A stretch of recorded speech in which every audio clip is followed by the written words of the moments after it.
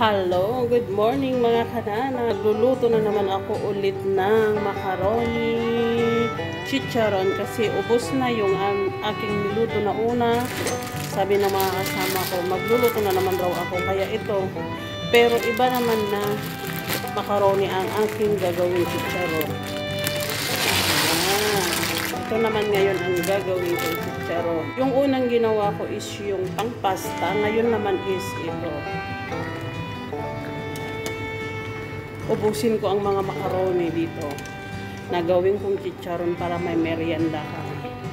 Yan. Pag nailaga ko na to, ipunta ko na sa taas at ibibilad ko dun kasi malakas ng araw dito sa Qatar.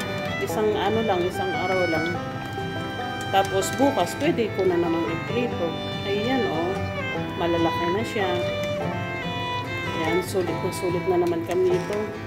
Isang araw lang, yung linuto ko isang supot, isang araw lang. Kaya ito, isang araw na naman, magluluto na naman ako sa susunod. Ayan.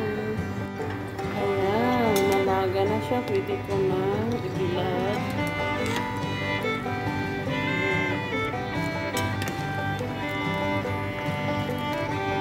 Ibilad ko na siya.